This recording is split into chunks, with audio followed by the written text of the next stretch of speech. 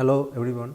So, today we are going to discuss on high level synthesis. Right. So, I mean as we saw in the last lecture is that we talked about this VLSI design flow, and we just saw all the sub steps of VLSI design flow, how we can take an high level behavior and we can map that to in integrated circuits. Right. So, that is what we have seen. So, in today's class we just recap that whatever we have discussed in the last class, and then we just go through high level synthesis primarily with an example, just to try to understand what is the objective of each sub steps in today's class, right.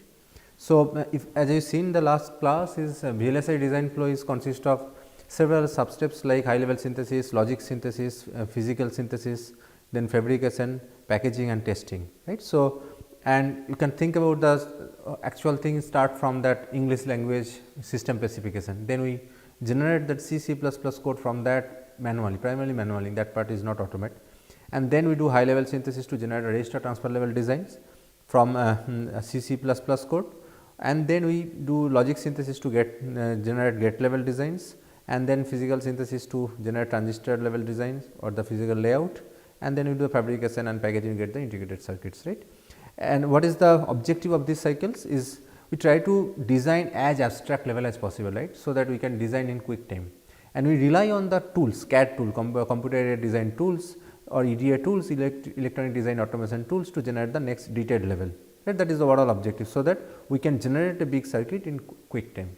So, that is the overall objective of VLSI design flow. We try to design as abstract level as possible, as quickly as possible, and try to automate that steps, use synthesis tools to generate the next level of designs, right. So, that is the overall objective, and this particular concept is nicely captured in this Y diagram, which consists of three axes, right. This structural axis, behavioral axis and physical axis. And so, if you just think about it, if you just go from the center to as far, it is more abstract design, right. So, if you just think about this, so in the code level, in the structure we have only transistors, right, and in behavioral level we have the functions that represent the transistor functions, right, and in the physically we have the layout, transistor layout. So, if you go one level up, so we will have gate level designs, right. So, we have gate flip flops in the structure level, and the gate level circuits can be represented as a Boolean equations, right, and physically we have the cells, the standard cells of the cell libraries. And if you go one level up, in the structure level we have the registers, multiplexer, ALUs, and physically we have register transfer level designs or the RTL designs, and physically either we go for ASIC or FPGA, right. And if you go the more abstract level, so in structural we have processor, memory, bus, in behavioral level we have algorithm flowchart in C++ code like this, and physically we have this PCB or MCM. So, this is how the whole VLSI flow stands, and we try to start designing from the directly from the algorithmic level, and that is the overall objective. And what is the importance of this design automation steps?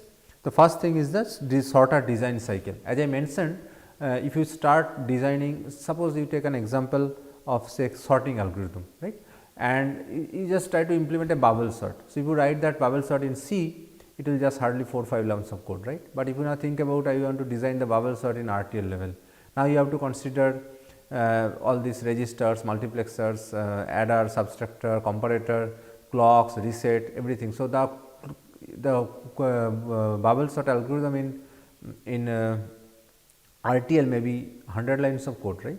And now, if you think about a bubble sort in gate level, it asks you to design a bubble sort using gate level designs. Now, you have all this AND gate, or you have to realize the adder using AND gate on gates, or you have to use directly flip flops, registers and all those things, right. Now, your design may be 400, 500 lines of code, right.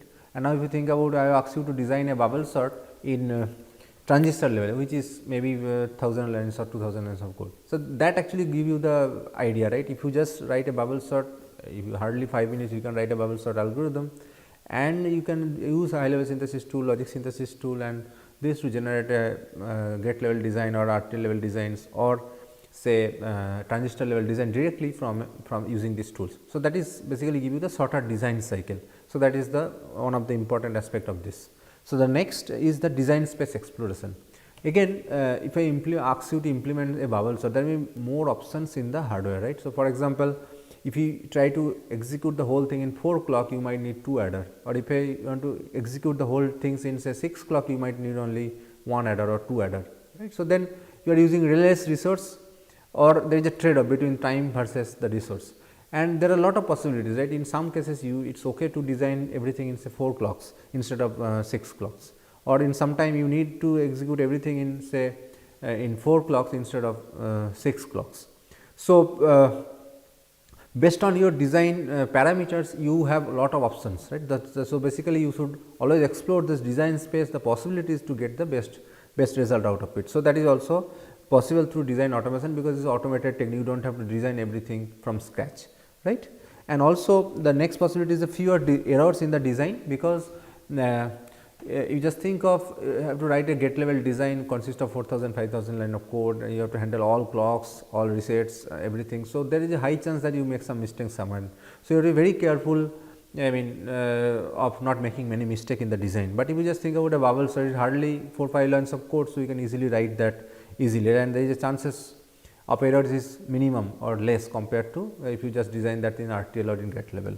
So, if you use design automation, the chances of errors is less, and also there is another important aspect is specification driven optimization in the higher abstraction level.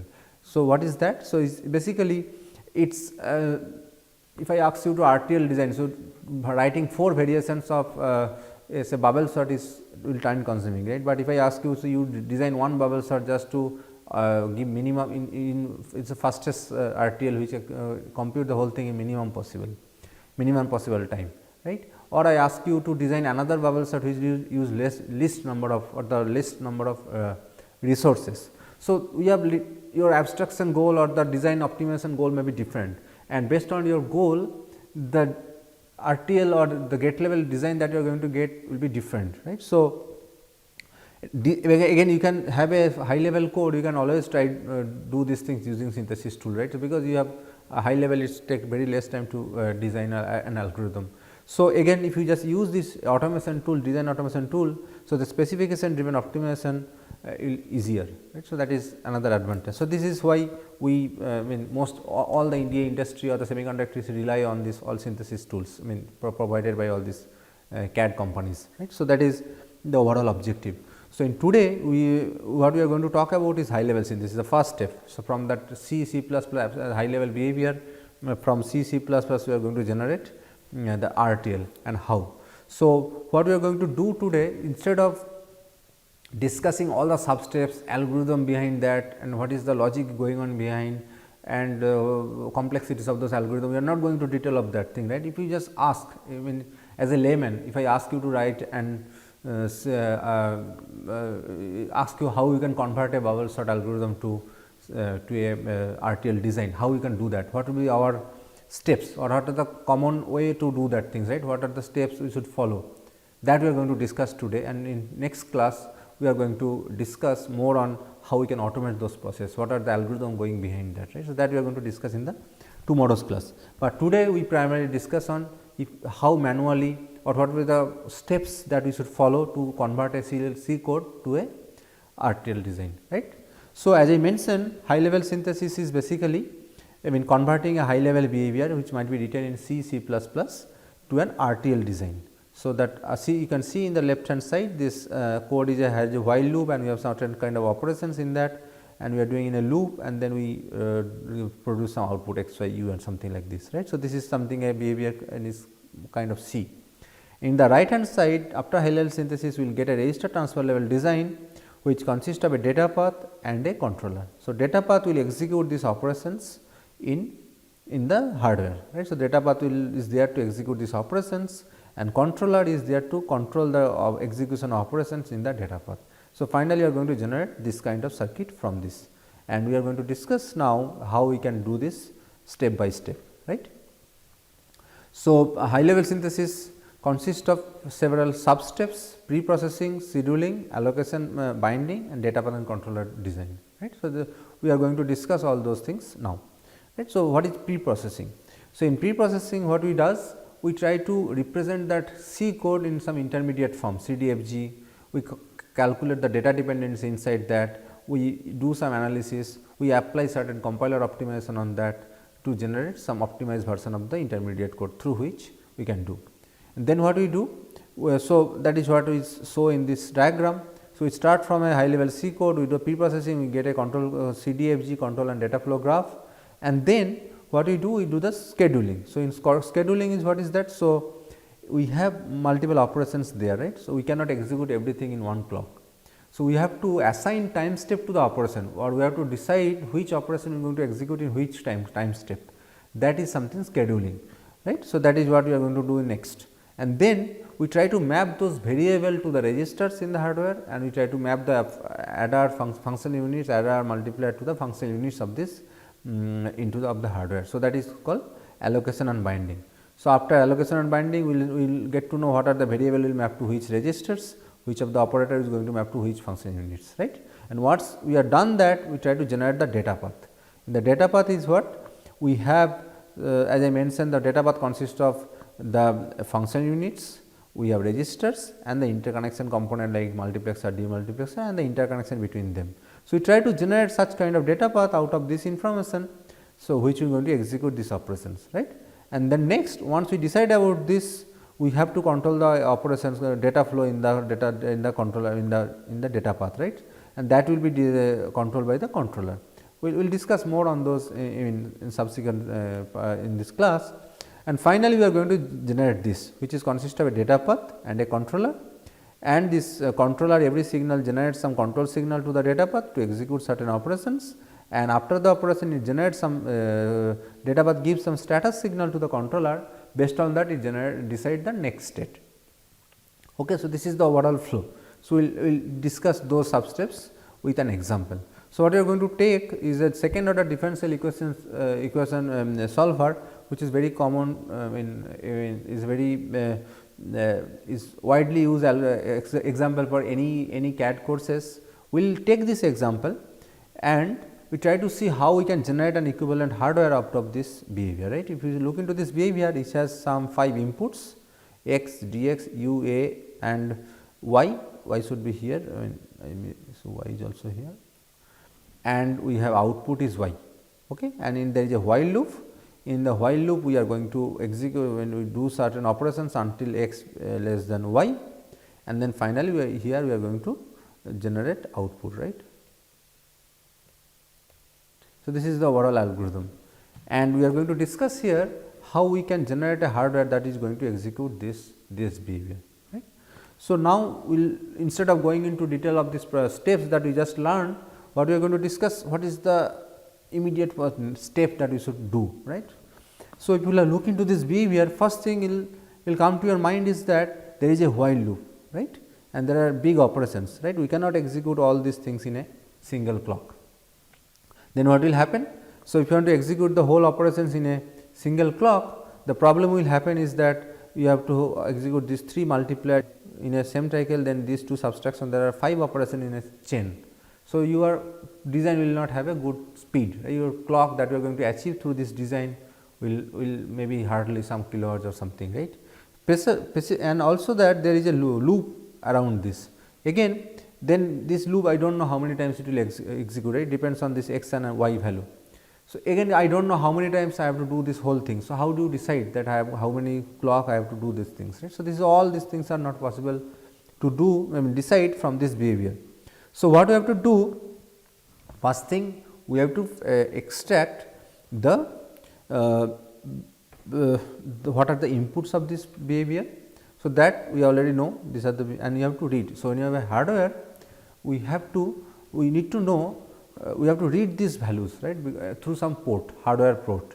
So, basically in hardware there is the input are coming through some port. So, that means we have to realize these inputs or the read these inputs through some port.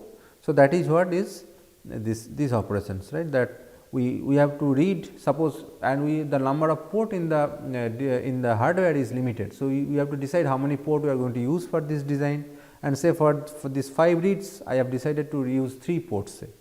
So, then I am actually reading dx through port 1, x through port 2, a through port 3, y through port 1 and say y through port 2. So, that is what I have decided, that I am going to read this 5 inputs through these 3 ports using this logic, right. Okay. And also next is, we, as I mentioned, these operations, big operations cannot be executed in one clock, then your clock speed will be very less. We have to break this operation in small operation. For example, we can execute this is a sub operation, this is a sub operation, then we will do this, right. So, similarly, this is a sub operation, then this is another operation, then we do the whole thing, right. Then we make a so this is already computed, and now I am going to do this subtraction operation, right. So, this is how I am going to split this big expression into small part, and that is called 3 address code, right. So, what I did, the same example is here. So, I break these operations, I mean the whole while loop operations are here, I break them into 3 address code. So, what I did this 3 into x I store into T 1, I do u into dx, this u into dx I store in T 1, I take this 3 into x I store in T 2, and then I do this 3 into y here, and I store into T 3, right. So, this is what I am doing here, and then what I am doing. So, now this is T 1, this is T 1, this is T 2, I am now I have to do this multiplication. So, I am doing this here, right, this T 1 into T 2 T 5. So, that is effectively this, right? So, this is become this T 5 is this, and then this is basically T 3, I have to now multiply with the dx, that is what I am doing here, T 3 into dx. So, this is become T 6, right. So, this is what I am doing here.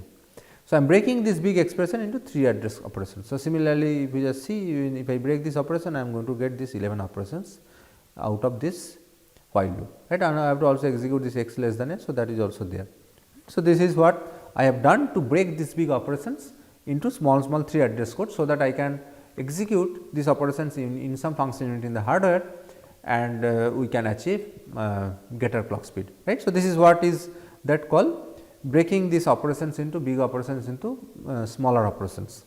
Then we have to extract, as I mentioned, this is while loop and there is a basic block inside this. I mean we have to, I do not know how many times this loop will be executed, this body will be executed. So, I am going to represent the whole behavior in terms of basic blocks. Okay. So, I have one basic blocks here which will do this reading operations. I have one basic block here that will do this the loop body. So, basic block is what? There is no branching statement there, all are sequential operations, and I have also have a basic block here just to output the value of y, right. So, I have 3 basic block, and that is what I have shown here, that is the input basic block. I am doing all these reading operations. This is the basic block, I am doing this body, loop body, and this is that output port, this is B 2, right, and this is that while loop, and this is called control and data flow graph. So, we extract and control and data flow graph from this behavior, right, which consists of set of basic blocks and their control flow. So, this is what I have done. So, we have done 2 things, we break the big expression into 3 address code, we extract a control or data flow graph out of it, right, and what next. So, this is so far we have done in the pre-processing steps. Now, you have to understand that. So, as I mentioned here, this T 1 is done here, and then this T 2, and this T 5 operation depends on T 1 and T 2, right. So, I cannot execute these operations unless and until this and this is over, right, unless and until these are executed I cannot do this. So, that means there is a dependency between this operation V 5 with V 1 and V 2, right. So, this can only be executed once this V 1 and V 2 is over, right. So, that is called data dependency. So, once we are done with this control flow graph extraction and this splitting the operation into 3 address code, we have to extract, we have to find out the data dependency, and that among the operations of the behavior, right. So, if we just try to find the data dependency for this block, let us try to do that. So, this is the same block I copied here, and if I just take this, right. So, this is the data dependency from u dx, these are the input variable, and this is that operation which is a multiplier. So, I do multiplication and the output variable is T 1 and the operation is V 1, right. So, this is that data dependency. So, the if we try to represent this whole this text or the body of this basic block using a graph, right, where each input is some variables and the circular nodes are the operator, and we try to find out the dependency between this, right. So, that is what I just show. Similarly, if I just do this for this T2, so T2 is 3 and x and multiplication is happening and the output is T2 and the operation is V2, right. So, this is I just do it for this, and then since this is depends on this. So, if I just do this this T5, so T5 is now depend on this T1 and T2. So, T2 is this, I just write here. So, now this since T1 this operation V5 depends on our T1 and T2, this will come next, right. So, this is how the data dependency is expressed, right. So, this way I can, if I just draw that for each operations, I can construct a graph like this. So, this is called data dependency graph. So, we have to extract this data dependency from this basic block behavior, and what is signifies? It signifies the data dependency among the operations. So, what it signifies? I cannot execute V8 unless V7 or V6 both are executed. Similarly, I cannot execute V5 unless V1 and V2 is executed, and similarly for other operation, right. So, I cannot do this unless this V4 is executed. So, this is how it actually give you the idea how the data dependency works and which operation will execute first and then which operation next, right. So, this is what is pre-processing. In pre-processing, we do some more things which I will not cover here, is basically the compiler optimizations. So, once you write a code like this, there might be maybe unoptimized code, right. We might have might have a better version of this code which we have not written. So, then we can apply some certain compiler optimization technique like say loop transformation, say constant propagation, dead code elimination, common sub expression elimination, those kind of operations on this behavior to generate some C code which is kind of a more optimized version of that. So, that I am not going to discuss today, because our intention today is just to see how from a C code an RTL can be generated. Those are kind of advanced topic which will be covered in a specific lecture. Okay. So far we have done that. So, we have extracted this data dependency graph. We can represent the whole behavior as a CDFG, each expression are converted into three address code. So, this part we have done, right. So, now what is the next step? So, this much we understand. So, now we have a intermediate representations which is a basically CDFG, where each operation is a 3 address operations, and we also have the data dependency informations. So, what is the next step? The next step is to decide where I am in which clock I am going to execute which operation, right. So, that is our next step. So, what is that? For example, as I mentioned here, so this whole loop body cannot be executed in a single clock because of lot of multiplications and other operations are there. We try to do it in multiple clocks, right. So, now that we have to decide, and here we remember we usually do this scheduling of this each basic block separately. So, we try to, when we are going to decide the number of time step for this B1, I am not going to consider this I1, or when I am going to decide the number of time step required for B2, I am not going to consider B1. So, these are kind of we can say individual block which we can decide the running runtime or the number of time step required to execute independently, but there are certain advanced techniques are there, path based scheduler, which actually take both paths, but those are advanced technique we are not going to discuss on those in this course detail. Okay. So, what we are going to consider, we go to consider each basic block and try to find out how many number of clock we require to execute the operation inside this particular basic block, right. So, that is what is the next step, because that is what we have to we need to know how many time step is required to execute certain set of operations in hardware, right. So, now for this, as I mentioned, there are some dependency. We cannot execute this unless this or this executed. So, based on that we can decide I am going to use 4 clock time step. So, this is time step 1, this is time step 2, this is time step 3 and this is time step 4 to execute these operations. Let us say I have decided that, and now we see whether this data dependency is violated by this. So, here you can see that when I am going to execute all the input, all these 4 operations, the inputs are available. So, I can execute them, there is no data dependency on the other operations. So, this can be done in clock, there is no data dependency violation, right. Now, if you just think about this set of operations, once I am going to execute this is available, this is also available. So, there is no problem here. Similarly, this depends on input. So, but so I can do it here itself, and this also this T4 is available and Vy is available. So, I can do this. So, there is no dependency violation. Similarly, for this and this. So, this is what say I have decided that I use 4 cycles, 4 clocks,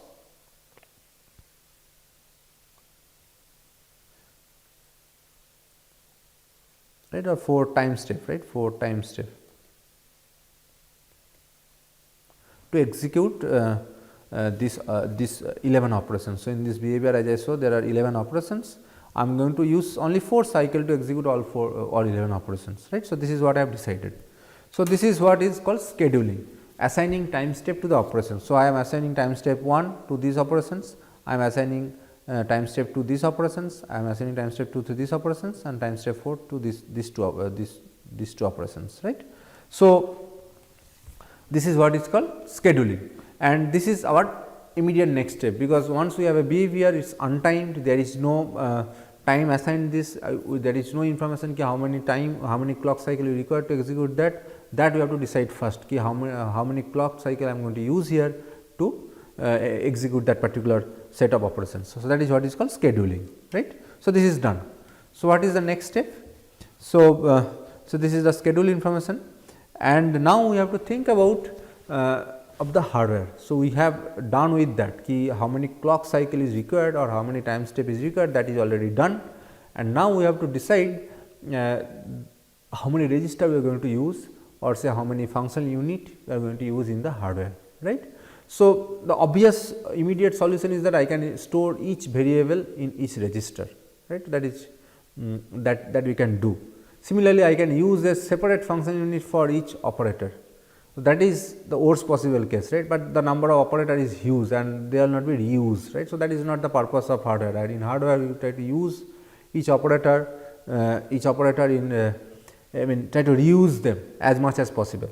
So, our objective would be try to use minimum number of register to store all the variables of the behavior. Similarly, try to use minimum number of functional units to execute all the operations of the behavior, right. So, each substep has some optimization goal. For example, in preprocessing we try to generate some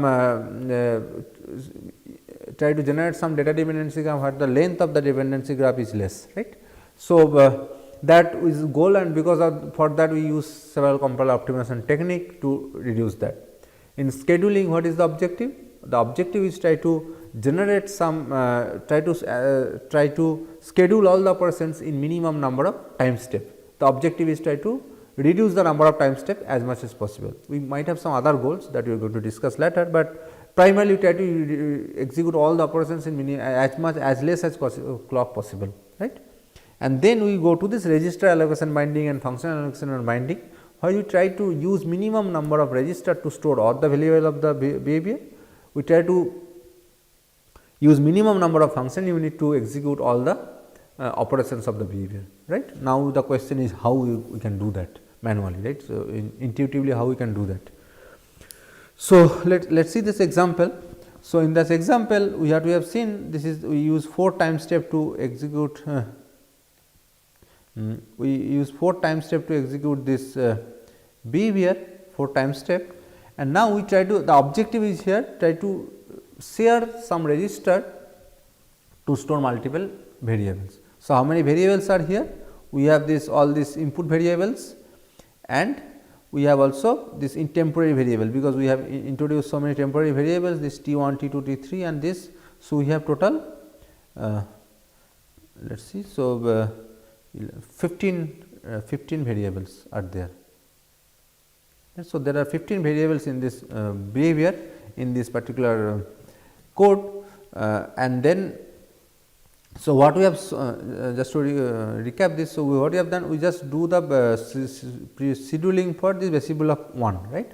Similarly, we can do the scheduling for other block also, right, this basic block I and B2. But since they are kind of the same, so I am just going to discuss only basic block 1. So, other is just the same thing we can do in the other block as well, right. So, now we have 15 variables. Our objective to use minimum number of register to store these variables, and the question is how. Now, if we just look into this behavior, this schedule information, the T1 is generated here, right, at the end of time step 1, and is going to use here. After this, it is not going to use in S3 or S4, right. There is no use of T1 in S3 and S4. So, there is no need to store T1 in for the time step T3 and S4, right. So, we can actually use the register that is stored T1 to store something else, because T1 has only required in the for the time step 2, where it is going to use here, other time it is not required, right. So, that is the overall idea. If some variable is not used in some certain time step, you can delete the value in the hardware, because if the register is not stored, that value is not available anywhere. So, if it is not required, it is not required to store as well, right. So, we can do that. So, that is the idea. So, we try to find out the lifetime of each variable, and that is represented in a graph called interval graph.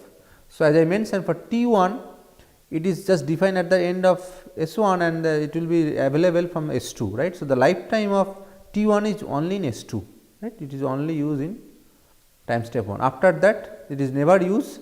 So, there is it is live, it is basically it is not live variable, right. So, it is I can replace the value with something else.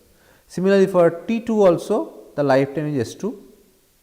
For T3, T3 is also defined here. So, it is for S3, it is in time step S3, this is T3, and T4 is defined here. So, lifetime is here, and for T5, 5 is defined here. So, this is for S3, right. So, T3 5 is defined in S3, and for T7 and T6 they are defined at the end of time step 3. So, they are available only live here, right. So, they are available in T7, T6 and T7 here, and for other variables like this input variable, they are actually since this is a loop and they are going to redefine, they are actually has to be live for whole time step, because they are defining somewhere and they are going to reuse, right. So, their lifetime is for the whole 4 time step, right. So, this way I find out the lifetime of variables, right.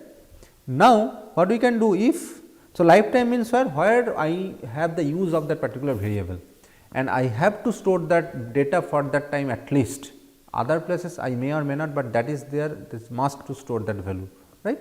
So, we try to use registers such a way that if there are 2 variables which lifetime is non overlapping, I can store them in a single registers. For example, here T1 lifetime here, T3 lifetime is this, they are non overlapping, and T6, right. So, they are in lifetime here. So, they are this T1, T3 and T6, they have a non overlapping lifetime.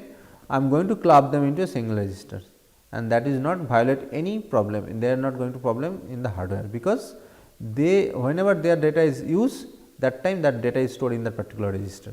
So, that is what is called register sharing. So, I am going to share a single register to store these 3 variables. Similarly, I can do this for R2, R5, T2, T5 and T7 in a register R2.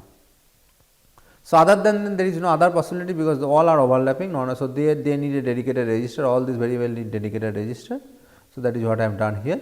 So, I need effectively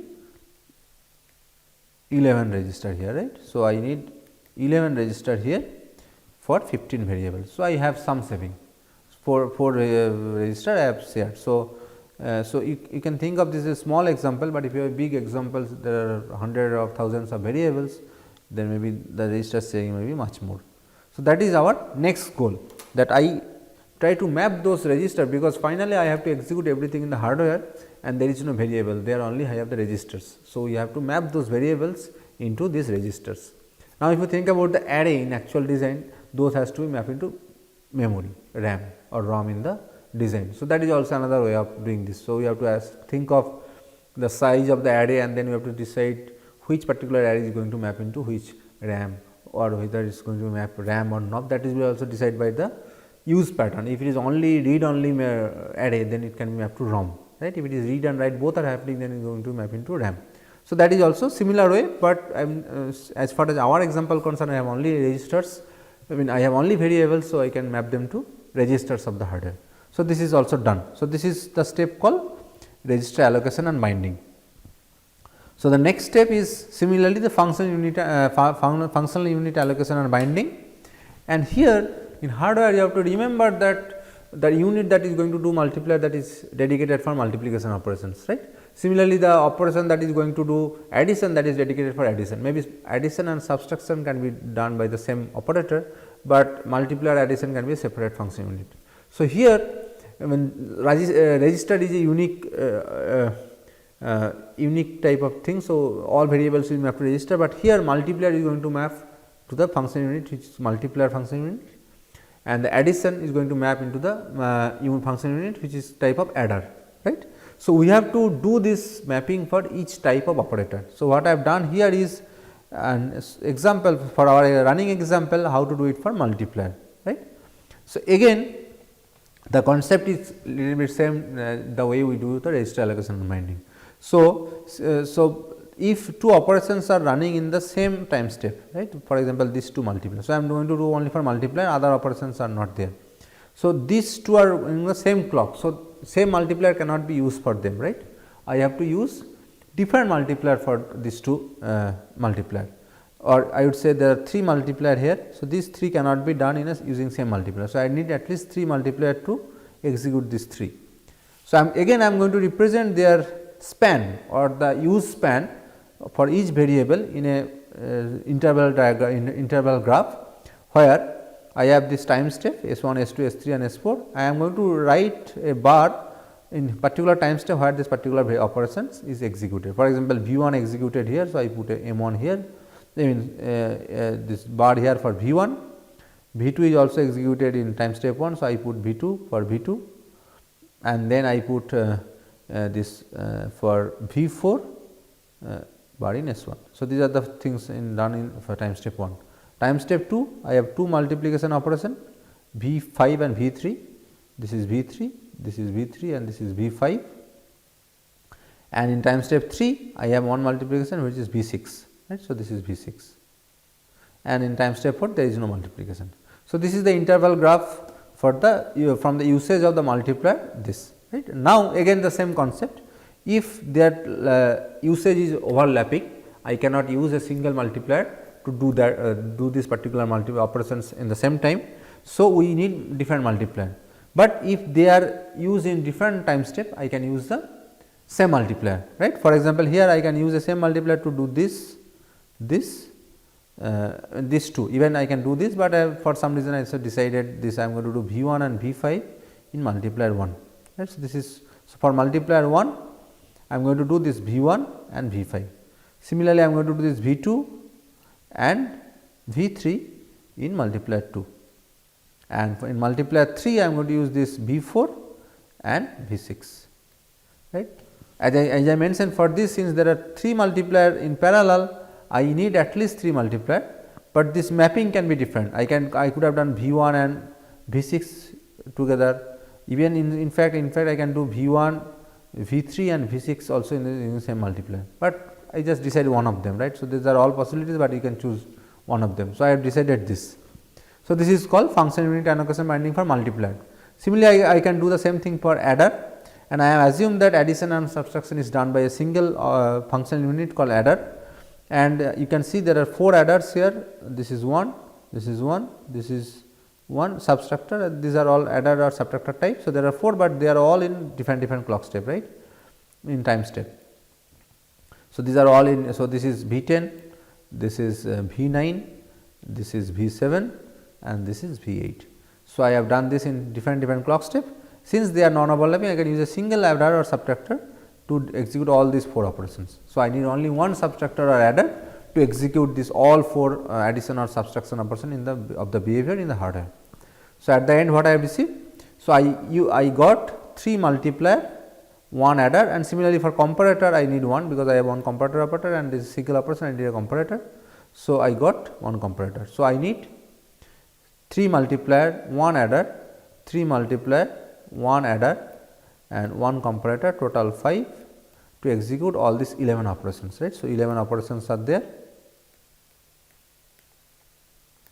and I have 5 functional units, right. So, that is what we got from this sharing information. So, this is what we have done so far. So, you understand the concept, right. So, we first decide the time step when I am going to do which operation. Based on that scheduling information or that assigning time step operation information, we decide how can share some register to store multiple variables, that is called register sharing allocation, and then we again decide how to do multiple operation using a same function unit, and that is what is called function unit allocation and binding. And after that what we receive is this. So, we have the register mapping information, I have the function unit information, and in S1 I have done this for this 4 operation, right. So, if you just see here, I have done this V1, V2, V4 and V10. In S2 I have done V5, V3 and V9. Similarly, in S3 I have done this 3 operation, in S4 this. So, I just do it for 2 time step, I can do for S3 and S4 as well, right. This is S3 and S4 as well. But so, I have 4 operations here, and in S3 I have 3 operation, S2 I have 3 operation, in S3 also I have 3 operation, in S4 I have 1 operation, right. So, and now I have this register mapping information, I have this function unit mapping information, and now I can actually represent this high level behavior using register transfer level behavior. What is that? So, for example, in time step 1 or S1, I have operation T1 equal to u dx, but u is nothing but hardware, u is nothing but R5, right. So, I can replace this u by R5. Similarly, T1 is nothing but in hardware is R1. So, I can replace this T1 by R1, right. Similarly, this multiplier is nothing but M1, because V1 is happening here. So, I can replace this multiplier by M1 multiplier 1, right, and this similarly D6 is nothing but R7. So, I replace this dx by R7. So, now these operations T1 equal to u star dx is nothing but in hardware some register transfer level operations between R5 and R7. So, I am reading register 5, I am reading register 7, and I am doing the multiplications, and that result is stored in register R1. So, this is what is an register transfer level design operations in the hardware. Similarly, I can do this V2, I can replace this variable with their corresponding register name, and this operator with the corresponding multiplier, I will get these operations. Similarly, for V4 I will get this, for V10 I am going to get this, for S2 also these operations I am going to get this, for S3 also I am going to similar kind of thing, and for S4 also time step 4 also I get operations like this. So, then you can understand the basic block. I have 11 operations, first I partition them into 4 time step, and then I find the register informations, register mapping informations, I found the function unit mapping informations, and then I can actually represent that high level behavior is using the register transfer level behavior. So, I have now I do not have any variable, I do not have any operator, I have only registers and the operations, right. So, this is called register transfer level behavior. So, now actually map those high level behavior, at least one basic block into is equivalent register transfer level behavior, right. So, this is clear, right. So, now what is the next step? The next step is very natural, is I have to generate the data path, because I just make here these are the operations I am going to execute, right. These are the operations I am going to execute in the hardware, but I have to make the connections, right, because here I just make this assumptions, but in hardware what is going to happen, this has to be make the connection proper connection here, so that this operation can happen, right. So, if you just think about, I have this is say R5, this is say R7, and so this is the multiplier. So, I have to make this connection to this is R1, then only this will happen in the hardware, right. So, this is this kind of connections I have to make, and I have to make this connection because I am reusing this multiplier, this may not be a direct connection, I have to make add a mux here, right. So, because multiple input might come here, right, because I am sharing. Similarly, here also this might go to multiple places. So, that is called the data path generations, and the objective is to minimize this interconnection cost, use minimum number of multiplexer demultiplexers just to make the connections, right. So, that is the objective of this data path generation, and that is our next step, data path synthesis. So, what I am going to do here, I am going to do it for 1-2 operations in the data path connections, and then you will understand the how the things works, right. So, as we have decided, I have 11 registers. So, this is my final hardware is I am going to generate. So, I have 11 registers here, I have 11 registers here. I have 3 multipliers. So, I have multiplier 1, multiplier 2, multiplier 3, I have 1 adder, I have 1 comparator. So, this is what is the components that is already decided here. Now, I have to make the connection for these operations, right. So, let me do it for this operation first, right. So, I have a connection to multiplier from R 5. So, from R 5 to multiplier 1 I make this connection, right. So, this connection is made, and then this is the right RHS operand for this multiplier. So, from R 7 I make this connection, right, and the result is stored into R 1. So, this is going to R 1, you can see this is going to R 1. So, just to do these operations I make this connection. Similarly, if I just do it for R 2 for this V 2 operation V 2, I have to make the connection from R 10 to M 2, R 10 to M 2, and then R 6 to this multiplier 2, R 6 to multiplier 2 I make this connection, and the result is going to store in R 2. So, this is going to this into R 2, right. So, this is done. Similarly, I have to make the connection for this R 3. So, for V 5, so from R 5 to this, R 5 to this, R 7 to this, and the result is into R 3. You can understand it is going to R 3. Similarly, for this, right. So, R 6 for this adder, it is coming from R 6 and R 7, and the output is going to R 4. You can, so this is going to R 4, right. You understand this. So, for the time step 1, I make the connections, there is no problem, right. Now, if you just go into this time step 2, what will happen? Let us again going to consider this. So, now this is already done, and for that this is the connection I received, right. Now, if you just think about this operation. So, now the input of multiplier 1 is coming from R 1, right, but earlier it is coming from R 5. So, now I need a multiplexer just to decide between R 5 and R 1, right. So, this is what I have done here.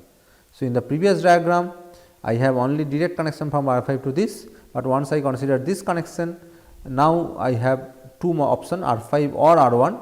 So, I have to use a multiplexer, and I need a control signal here just to decide between R 5 and R 1. So, 0 means R 5, 1 means this R 1, right. So, this is what I have to add this multiplexer.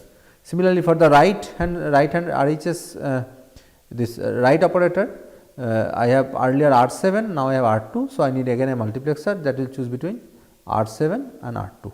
Right. So, I need this multiplexer, and this contrast 0 means this R 7, 0 means this, 1 means this, right. And the result is going to R 2, but in earlier time step R 2 data is coming from M 2, now it is coming from M 1. So, I need a for at the input of R 2 I need a multiplexer that will choose between this R 2 sorry this M 1 and M 2, because in first context this R 2 input is coming from M 2 multiplier 2, now it is coming from multiplier 1. So, I need a multiplier here 1 that is choose the input from either from multiplier 1 or multiplier 2 at the input of R 2, clear. Similarly, if I just consider this one, I have to again the problem will come for M 2, I have to add this multiplexer here, but you can see here there is interesting thing that V 2 stored is R 10, right. Now, also it is coming from R 10. So, I do not need a multiplier, this in both the cycle this is data is coming directly, I do not have to use a multiplier here. So, that is kind of a saving, because if we just add a multiplexer is useless. In first clock is going to select R 10, second clock also is going to select R 10. So, effectively that multiplexer is redundant. So, I am not going to use it, right. But for the right hand side earlier is taking from R 6, now taking from R 8. So, I have this is R 6 and this is R 8, I need a multiplexer here, and the control signal 0 means this R 6, 1 means R 8. And for multiplier 3 there is no multiplier 3 here, and for adder now it is coming from R 8 and R 3. So, I have to add multiplexer similarly, and the result is storing into R 8. So, there is a defined now. So, then this is no multiplexer is required, because it is updating a new register now. So, for these two time steps I make the connection. So, if I just add for S 3 and S 4 this way, the final diagram you will get this, right. So, I can see that the multiplexer at the input of this multiplier 1 have only 2 inputs, and this also needs 2 inputs, this needs 2 inputs, but for the adder when there are 4 inputs possible input, and there are 2 bits control signal is required 0 0 0 1 1 0 1 1. 0 0 means it select this, 0 1 means it will select the second one, 1 0 means it will select the third one, and if it is 1 1 then it is going to select the fourth one, right, and so on. Similarly, here also I need a 2 bits control signal to select between this, and I have added multiplexer only for 2 register, other is multiplexer is not required because it is only one data is coming to this. So, this is the overall data path that is going to be generated from this informations, right, from this informations, from this register transfer operations, this is the data path is required, right. So, this is the final data path that is generated out of this information, right. So, data path is ready. I have 11 registers, 3 multiplier, 1 adder, 1 comparator. I have 1, 2, 3, 4, 5, 6, 7 multiplexers and the interconnections, right. So, this is the data path that is generated. So, we are almost at the end of this task, right. So, only left is control signal and controller generation. So, what is the need of controller and what is that we should understand, right. As I mentioned here, this multiplexers is not now it has to be controlled, right. The data flow from the input to the output of multiplexer has to be controlled by these control signals, and that has to be generated, and for different control step or the time step, the operation that are going to execute in this I mean the selection that is going to happen here is different, right. So, how many control signals are required here? I need control signal for FU, for this or all multiplier I do not need, but here I need one because it is going to do add or sub, right. So, 0 means add, 1 means sub, or other way. So, this is 1 means add and 0 means subtraction. So, I need a control signal to tell this adder this function unit to perform either addition or subtraction, right. So, that will be decided by this. So, I need 1 bit for the function unit, for all other I do not need, and then I need the control signal for FU marks in the multiplexer, that are the input of the FU's function units, right. How many bits are there? 1 bit for this, 1 bit for this, 1 bit for this, 2 bit for this, 2 bit for this. So, 2 to 4 and 3 7. So, I need 7 bits of control signal to control the data flow through these multiplexers, right. And then how many register? Okay, the next important thing is that if this register enable.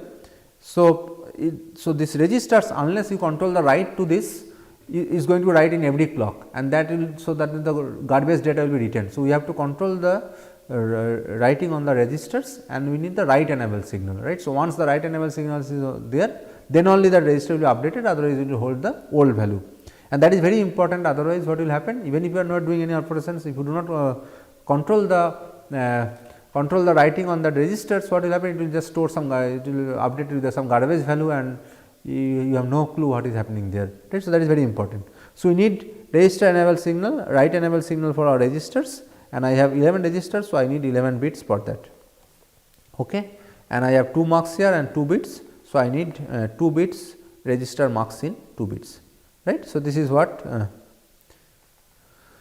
the number of control signals required. So, total number of control signal is required is 1, 7, 8 plus 11 plus 2 is total 21 bits, right.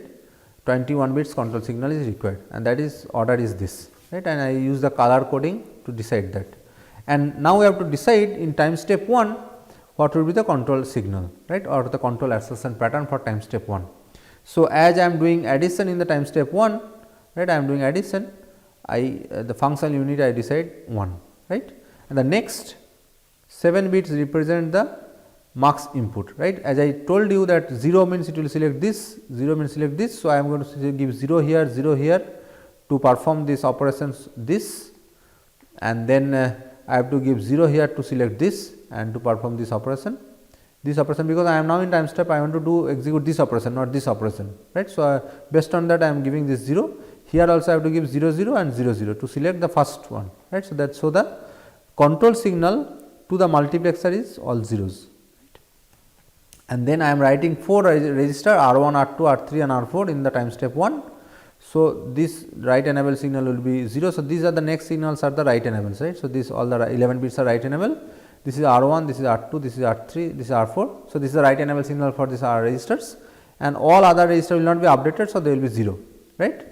And then I need here multi signal for this, right. So, now here I am updating register 1 from multiplexer 1. So, this is 0, and I am updating from multiplexer 2, multiplier 2. So, this is 1, right. So, this is 1, right, sorry. So, this is 0 1 for this. So, this is 0 because it is updating from multiplier 1, this is updating from multiplier 2. So, this is 0 and this is 1, right. So, this is the control signal. So, you understand this, in the first clock controller will generate these signals to this data path controls, right. So, that it is effectively execute this only these 4 operations, nothing else, right. So, that is what is going to happen. Similarly, let us discuss that S2. So, again I am going to do addition. So, I need 1 here and the rest these 7 bits are for the multiplexers, and now I am going to choose the second input. So, I need 1 here, I need 1 here and I need 1 here, I need 0 1 here because I am going to select the second one, 0 1 here. So, the control pattern is this 1 1 1 for this 3 multiplexer and this 0 1 here, 0 1 here. So, this is the control signal for the multiplexers. I am updating R1, R2 or R8. So, this is R1, this is R2 and this is R8, rest are 0. So, this is that write enable signal for the registers, and I am updating here R2 and R1. So, I need 1 and 0. So, this is the control assertion pattern that has to be generated for the control step 2. So, similarly, I can generate the control signal for S3 and S4. I mean, you understand that, right. So, this is I am done now, right. So, what I am getting here. So, this is the final data path. So, the final RTL. So, I am done with everything. So, I have generated described the data path. This is my final data path. This is my final data path. I have the controller FSM, which is nothing but this. How I am going to get this? So, I have just talked about this 4 time step, and this is nothing but B1. So, I just replace the B1 here by these time steps, and similarly I am going to schedule this I1, and for the example that I took, it need 2 clocks time steps. So, you need 2 steps. Similarly, for B2 I have only 1 operation. So, I am going to replace that by that particular time step, right. So, this is say S5 and this is I1 and I0. Okay. So, this is my controller FSM, and in what it does, in controller every time step it generates the control assertion pattern, right. So, I just talked about the control assertion pattern of S1 and S2. So, that for S1 this is the control signal I just talked about. So, for S1 also have some control assertion pattern, S3 also have some control assertion pattern, S4 also some control assertion pattern, here also some control assertion pattern, here also and here also. The assessment such that is going to execute only that read, that because in this block I am doing this reading from port, right. So, that will execute the read operations from ports. Here this is for the basic block B1, all the operations that were discussed, right. So, finally, we got this whole RTL, right, which is consist of this and this. I mean, this is the part of only this. So, we have some certain other data path for this and certain data path for this. So, this is the overall structure, and what is the status? So, I am doing this comparator, this will go to directly fed into this controller. So, that I am going to decide whether I am to from this state I have to go this or this, right. So, this is decided by the status signal. So, this you understand, this is the final RTL that we generate, which is going to execute that differential equation solver, right, that I have shown in the earlier at the start of the presentation. So, that is the C code and this is the equivalent RTL, and what we have discussed here is basically how we can generate hardware out of this. What is the intuitive next step to generate an hardware out of it. I do not discuss any automation or the algorithm so far. I just show this is the logical way to generate an hardware or a register transfer level design out of a C code or a high level behavior, right. So, now I do not talk about other aspect, I will just briefly give you some idea. For example, I decide about this scheduling, right, and it has also 4 time step, but if I just think about another version where I just do, because these operations here depends on input, I could have done it here also, right. So, if I just do it, this is another schedule, right. You understand this, right. So, now this also depends on only input. So, I can put this to here. So, I just put it here T3. So, I can do this 5 operations in time step 1, that still I need 4 number of time step, but here I need 4 multiplier, at least 4 multiplier, right. I need 4 multiplier, here I need 3, as we have already discussed. So, this is better, right, because I need only 3 multiplier. The same time I am executing this in 4 time step, I need 3 multiplier, I need 4, I always take this, right. So, there is a difference. The possibility, there are other possibilities are there, I choose this for some reason. Similarly, you can do one more things here. So, since this I need 4 time step, after that this part are idle, right, I can move this to this time step and this to this time step, then also this is fine, there is no problem, right. So, this is that schedule. So, the advantage here is that still I have 4 time step, I am executing the whole thing in 4 time step, but the advantage is now see I have 2 maximum parallel multiplier, there are 2 multiplier parallel, 2 multiplier here. So, I need maximum 2 multipliers, 3 multiplier instead of 3 multiplier. So, this is better instead of this. So, what I am trying to emphasize here is that during scheduling there are multiple options, and you never know which one is better. I just saw 3 possibilities, one is generating 4 multiplier, one is generating 3 multiplier, one is generating 2 multiplier, but all are using 4 time step. So, that is what I call the design space expression, and based on your objective or based on your target, you might choose this one, or you might choose this one, or you might choose the other one. So, that is something is the choice or the design space expression or the design targets. So, scheduling technique is something is how to automate this whole thing and check which is the best one, right. So, that is what is called scheduling, and we are going to discuss all these techniques in the next class. So, there are different kind of scheduling, ASAP, ALFE or resource constraint, time constraint. So, we are going to discuss those algorithms and how we can automate that process in next class. So, that is what is there. So, initially what I just saw, I just give you some schedule without thinking how we have done that, but now we have to automate that process, right. And during automation I can add, it can be unconstrained, it can be resource constraint, it can be times constraint, and it can have various kind of algorithm. Some of them are basically exact solution, some of them are heuristic, these are all heuristic, this is exact. So, we have different options, right, and we are going to discuss various scheduling techniques in tomorrow's class. Okay. Similarly, if you just go into this register allocation and function unit allocation binding, we have various possibilities. I show you in that particular example here that instead of this mapping, I just show you here that instead of this mapping, I can have a different mapping also, right. I could have do this, this and this in one multiplier, right. So, I can do V1, V5 and V6 here also, right. So, we can have the other options, which one is better, I know, I do not know, right. So, maybe if you do this, the interconnection cost will less, I have to use less number of multiplexers, or if you have do this, this may be the best option. So, there are multiple options even using the same number of multiplier. If I told you you can use 4 multiplier, still you can do that, you can use 6 multiplier and you can do all the operations differently, that is also you can do that, but which one going to have the less number of resource, and the interconnection also depend on this kind of mapping. Similarly, register transfer also there are this mapping also can be different. So, T1 instead of T1, T3, T6 I could have stored T1, T5 and T7, that also I could have done. Instead of this I can store T1, T5 and T7, that I could have done.